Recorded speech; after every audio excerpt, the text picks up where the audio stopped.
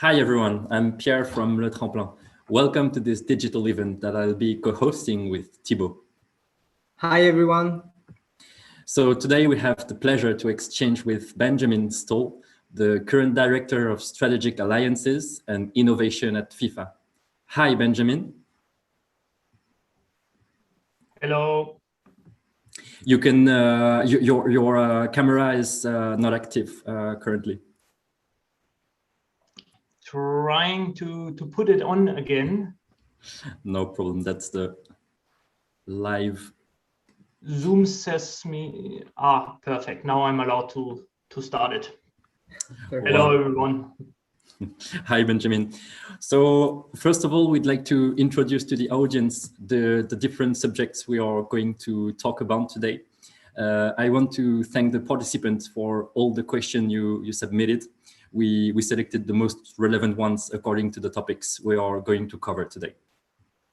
So today we are going to talk about your experience, Benjamin, dealing with innovation and technology throughout your career. You've been an entrepreneur and we have a strong community of entrepreneurs at Le Tremplin. So we'd like to talk about the companies you created, and we'll talk also about your early sensibility of the importance of digitalization. You then joined FC Bayern as the head of digital strategy, platforms and innovation. So we'll be glad to have some insights of your work leading innovation and digital projects in such a famous football club. And to finish with, we will talk about your current work at FIFA with a focus on FIFA's innovation projects. Are you okay with this program, Benjamin? Very okay with this, and many thanks for the invitation. It's a great honor to be with you today. Thank you so much, Benjamin. The pleasure is ours. So, all right, let's give it a go. Let's first talk about your entrepreneurship experience. So earlier in your career, you have been an entrepreneur. You created two companies, The Missing Piece and Digital MS. Can you tell us more about the creation of The Missing Piece back in 2011? What were the core missions of this project? The first company was basically on my own. It was my own consultancy, and after having worked for a media platform and for marketing agency, I saw the need in the market to really deep dive into not only look at digital as a marketing channel, but to actually expand on the unique opportunity that digital as an infrastructure provides to consumers and brands. And therefore, I acted as a consultant on what I've called digital engagement marketing, helping companies and media houses to create a better strategy that plays on those strengths, but of course also looks at the respective risks and then help them with the respective execution. One of my bigger customers there was the German media house Axel Springer, and I helped them to create better products and subscription and marketing offerings for a digital world. Okay, I understand you could foresee the importance of digitalization for companies and for sports organizations to engage with their community. How did you develop this sensibility? Were there conscious that digitalization was a key factor to success back at the time? No, actually they weren't, because digital was all new as a channel and as a respective infrastructure. And most of the media houses and most of the brands, they were optimizing their playbook. It was more about being more efficient. And then digital as an infrastructure all of a sudden changed the possibilities. How you all of a sudden you could not only communicate to the customers, you could actually create a dialogue, and there was a feedback loop in real time. So that changed communications, and that changed the preliminaries, how you position a brand, and how you actually also need to grow and nurture brand image and reputation. You had the opportunity to get much closer to your customers and infuse their feedback directly in your strategy. And then, of course, also in terms of the businesses, when you look into the publishing business, newspapers, they had all the advertising business in there, and they were quite sick.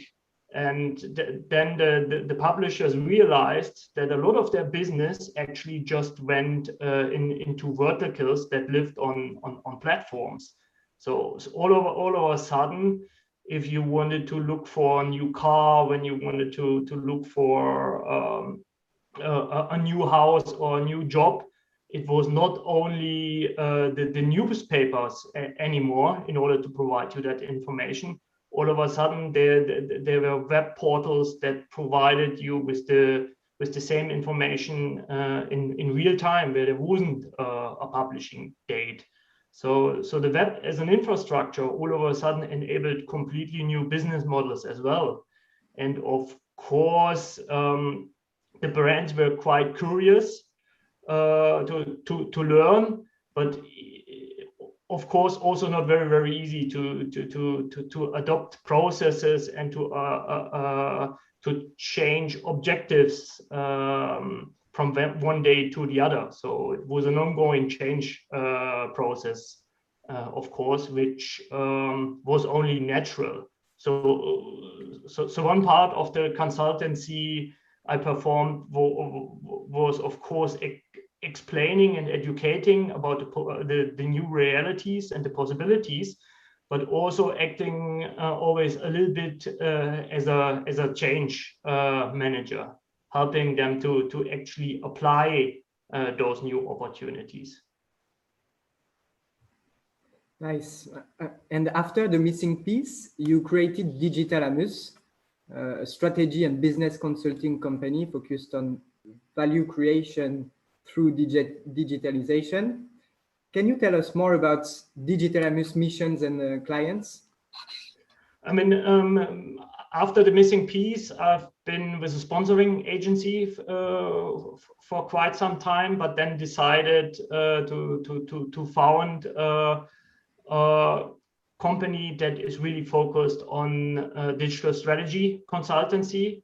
And here we again consulted a lot of companies like Red Bull, Mercedes-Benz, FC Bayern Munich, Ergo, and some media houses in terms of their digital strategy. So a lot of the work went into consulting them on business strategy, but also creating projects that we then executed via our network and freelancers, building mobile apps, executing web pages, or creating new web portals. For instance, for B2B automotive publisher, we've created a job portal in order to diversify their revenues.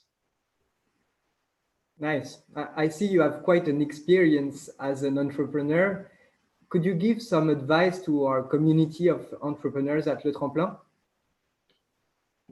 My first advice would be always ask. There are no things such as dumb questions. Be curious and be courageous. And then also, try to find out if you have a solution for a problem that really exists, and be really iterative upon that. So it all starts, in my view, with curiosity and with the courage to take the jump. but beyond that, I think each path probably is individual, and yeah, just go for it. Thank you for those insights, Benjamin. Okay, let's now move a little bit forward in your career. After being an entrepreneur, you joined Bayern Munich as the head of digital strategy, platforms, and innovation. Can you describe your job back at Bayern Munich? What were your core missions there? Happy to do so. I mean, I grew up being a Bayern Munich fan, and I haven't had any plans to abandon my business with Digitalamus. It was quite successful. It scaled nicely, and we had a lot of fun. It was a great time, but when your favorite football club asks you to join them and take over a key role in terms of digital transformation, then sometimes it's not only about the brain, it's more about the heart. And it was an incredible honor to be able to work for my favorite football club. So the mission here basically was to digitalize the football club, looking into what does digital transformation beyond being a buzzword actually mean. So I was hired to come on board to create an overall digital strategy, and then look into the execution as well. So the first couple of months at Bayern Munich were actually fact-gathering missions, looking into what is the status quo, but even beyond that, together with the entire club, look into where do we actually want to go, what are our objectives, and forming a clear strategy based on those objectives, of course, that needs to be measurable. And based on that, we have revamped the entire digital architecture and infrastructure from scratch, coming from, I think, 52 different systems to creating a holistic open system architecture based on API first, and also based on the principles of agility. Really interesting. Now, speaking about innovation and fan engagement, what was the strategy of Bayern Munich to better engage its community? Did you develop a mobile app for the community of fans? We developed a mobile app. I mean, what is interesting, and when you talk about fan engagement, you really need to put the community first, and then learn about why do you want to engage with them, how do you want to engage with them, and what are the best possible vehicles to engage with them. So social media here is really important to form a clear view on which challenge you want to do what are also the expectations based on a certain medium of the consumers there.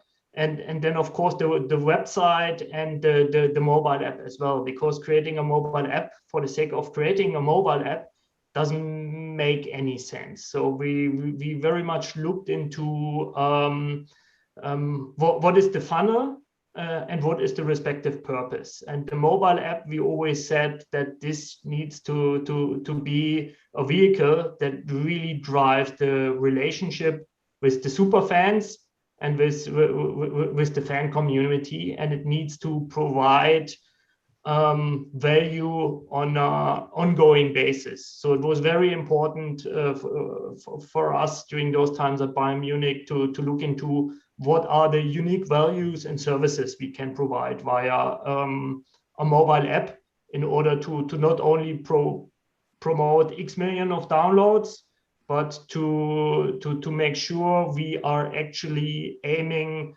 for retention and for continuous usage and providing of the respective value. Really interesting. I also heard FC Bayern was the first football club to create an augmented reality kit experience. Can you tell us about that? Yes, we were very interested in also learning about the application of technology in order to solve some of the fans' problems or to bring them additional fascination. And during those times, AR was quite hyped, but it was really tough to make sense out of it in terms of providing values at scale for the fans. And I think Apple and the iPhone with ARKit has changed that, as ARKit was the first platform to really make AR available to a mass audience. And we've looked into what we can actually do in order to showcase this to the fans and provide them sort of a aha effect and some value.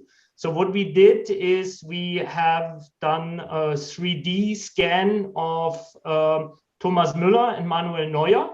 And that was, I think, 4 years ago, where we built ourselves sort of a matrix-like ring with 48 cameras. So it's not as easy as it is today in order to create a digital avatar. And then we did that with Thomas Müller in the home jersey. Arjen Robben and Manuel Neuer in the home jersey, the away jersey, and the Champions League jersey. So we created an application in the app where you actually could put Arjen Robben and Manuel Neuer into your living room or any surrounding on the world that you wanted. And then we've asked them for their photos. So all of a sudden we got photos via the hashtag FC Bayern from all around the world. So Arjen Robben appeared at the Times Square in New York or at some villages in the Bavarian Alps.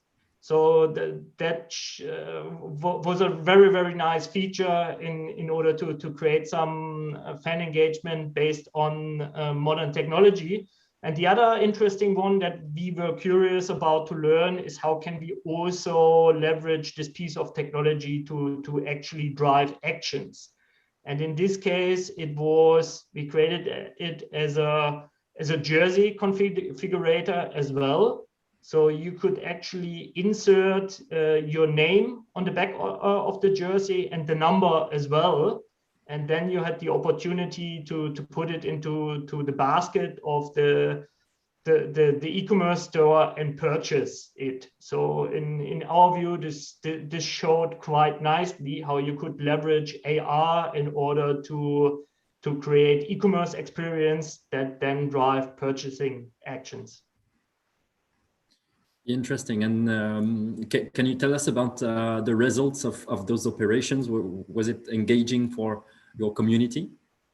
It was very, very engaging from the download figures and from the usage figures that we've seen. It was a massive success. Also from an Apple perspective, Apple really liked it, and they actually have invited us to come to Cupertino in order to present this. Unfortunately, we were busy with actually releasing the app, so we couldn't come back to that offer.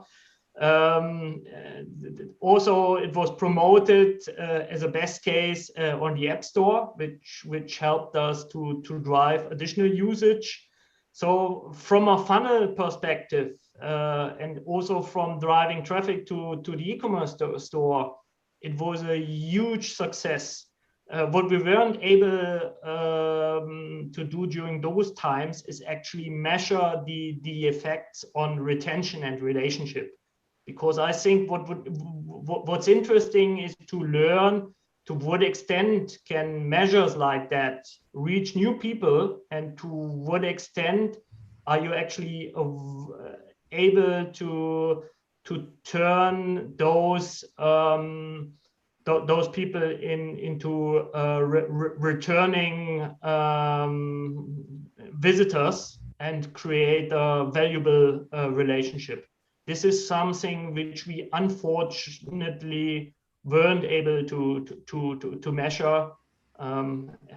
But from a top of funnel perspective, it was a massive success. Nice. And aside from this, have you collaborated with companies offering other fan engagement tools? We've collaborated with many companies. I mean, we're living in a world where technology gets more and more complex every day, but also provides new opportunities. And here collaborating with experts, with startups, and finding out what the opportunities are around technology, especially with startups, and trying to look at that A, from a consumer perspective, and B, from a business brand perspective, is very, very important. So it's a football club or football organization will never ever be able to do it all on their own. You need the respective experts, you need the startups in order to really unlock incremental value. Okay, pretty clear. At Le Tremplin, we see more and more solutions dedicated to performance improvement. What do you think of innovation regarding player improvement? I think when you look into what has happened during the pandemic, but also before, technology gets closer and closer to our bodies. We're having fitness trackers. We are leveraging the tools like Strava. People are staying healthy and fit on their Pelotons or Swifts in their living rooms, and the same also applies to athletes. To a wider extent, technology and everything an athlete can do in order to assess and improve their performance will be further accelerated. So the connected fitness, the connected performance optimization, well-being optimization. So the athletes see 360-degree view, and everything you can track and optimize, I think, will be only getting more important in the future. Okay. And I have one last question before moving to the next topic. Sometimes innovation is not seen as an opportunity to diversify its sources of revenue. Do you share this opinion? No. I actually think that innovation is very important to make sure that you diversify the revenue, but also to keep the relevance of your offerings, your product, your strategy in a world that is constantly moving by the influence of new technologies and respectively changed consumer behaviors. In our field, most of the times it's the fans, and the fans, via the means of technology and globalization, they've changed their behavior massively, and it's up to us to learn what that means in order to find new means in order to stay relevant, and coming with that also look into what that means in terms of securing existing revenues, but then of course also look into new opportunities to diversify revenues. Thank you very much, Benjamin, for all those insights about your experience at Bayern Munich. Let's now speak about today. What are your main missions at FIFA? Main missions at FIFA is I'm part of the commercial revenue team. So we're looking into the opportunities of technology to create commercially viable relationships and partnerships, and to also look into the creation of respective strategic assets.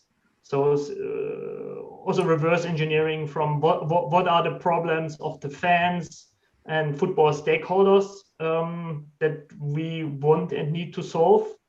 What are the challenges our business has, and how can we reverse engineer to technology that will be part of a potential solution, and how can we then via respective methodology look into unlock those values. And sometimes, of course, there will be also hypotheses that will not work out, but that is, of course, part of the respective journey. Okay. We'd also like to understand how FIFA works with startups. Can you tell us about the FIFA Innovation Program or other initiatives you currently have in place? It's the FIFA Innovation Program is an initiative of colleagues from the Football Technology and Innovation Department, where with the market together and with startups and scale-ups, they're trying to solve certain problems.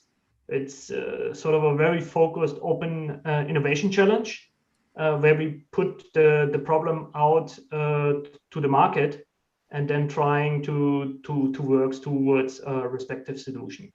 And we have that in many areas of FIFA, also from a fan perspective, where together with cross-functional teams, we're looking into what are the solutions that startups are currently working on, and then trying to assess the feasibility of applying those solutions towards bringing that to the ecosystem of FIFA and potentially applying at a mega event like the FIFA World Cup. But of course, we need to do a lot of testing.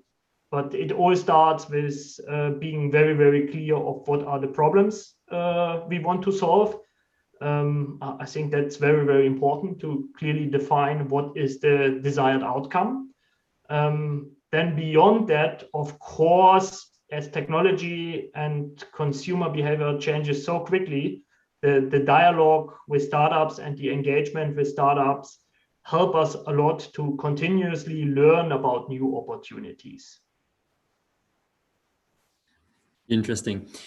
Also, we see more and more non-fungible token and blockchain project in the sport industry. Does FIFA has plans to leverage this technology? It's a very interesting technology, of course. We're looking into that. It's very multi-layered, of course. I personally think that blockchain technology and NFTs is one part of that, will lead to completely new incremental fan and business value that we can create. And of course, we are assessing our opportunities here, looking into that. At the same time, we also need to acknowledge that this is just the start of a wider play, where probably the Web 3, as it is called often in the US, brings a lot of new opportunities in terms of decentralization, but also in terms of participation and plugging into the creators economy. So very exciting times for us to think about how those technologies can provide value to football fans and to FIFA short-term, mid-term, and long-term. Nice. And about FIFA and COVID-19, is this crisis accelerating innovation in your organization? I think it has accelerated innovation, or it's always a question, how do you define innovation, of course, in the first place, and what's the purpose of innovation? What I can say is that it definitely has accelerated an innovative mindset and a mindset towards applying technologies, a mindset to testing technology, and from an organization perspective, but also from a consumer perspective. Like a typical example is the growth rates in terms of e-commerce that you can see all around the world, as there weren't any kind of other opportunities. Same with video conferencing, as we weren't able to see people in person anymore. The only way was virtual conferences. So this is by nature an adoption curve that has happened due to the pandemic. But even beyond that, I think it also has helped to think about the future and what we need to do to plan for a respective future, and where technology can provide respective values. Okay, let's have a few words about the World Cup events. What can we expect about innovation for the next World Cups? And more precisely, what's the future of FIFA events viewer experience? I mean, we're working on a lot of interesting stuff and testing a lot of stuff. Please understand that we cannot reveal most of the things at the moment. I mean, what is probably easy to say is that, as we know, technology in any kind of situation where you consume the beautiful game will play a bigger role. And also based on the FIFA vision, we are really tasked to look into the purposeful application of technology within football. And from a fan perspective, this comes with a lot of dimension we're looking into. How can you via a smartphone and via technology improve the fan journey to the stadium, within the stadium? How can you provide better information and entertainment for second screen experiences? How can you leverage any kind of new forms of media consumptions and provide unique, meaningful, and purpose-driven experiences? So a lot of exciting things we're looking into, and it's always coupling what is the value for the consumer in which situation, and how can technology, for instance, augmented reality or voice and audio, actually enable those experiences and services. Okay. And what are the plans post-COVID for in-stadium journey? Are there initiatives to enhance the public experience?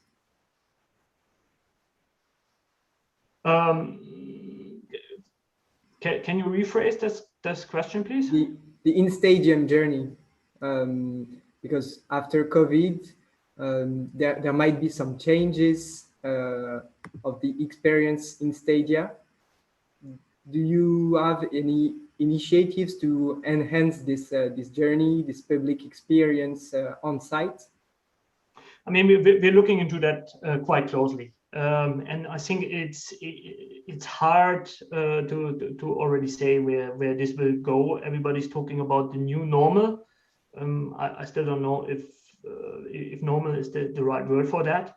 It will take some time until trust will come back to community experiences.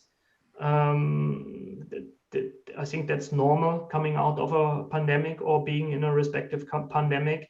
But beyond that, I think technology has so many different opportunities to provide respective values, with a view to offering seamless fan experience, to offer convenience, to offer the right information within the right situation, and also offering any kind of new forms of entertainment and gamified experiences, bringing together people in in new forms and letting them together enjoy the incredible beauty of the beautiful game. So it's very hard to predict what a prototype of the future fan experience and stadium journey would look like.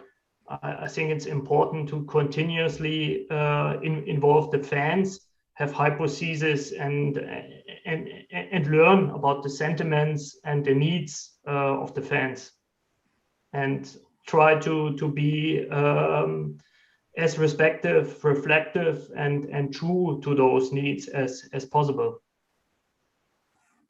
Thank you very much, Benjamin.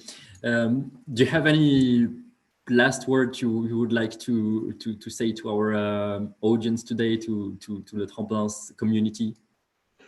No, many thanks. It has been a true pleasure and honor to be with you today.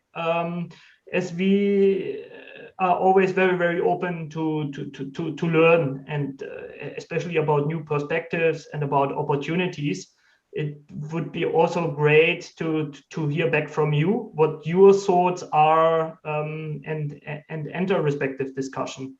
So please feel free to ping me on LinkedIn, Twitter, or email, and would be great to hear from you and discuss your perspectives and learn from you as well.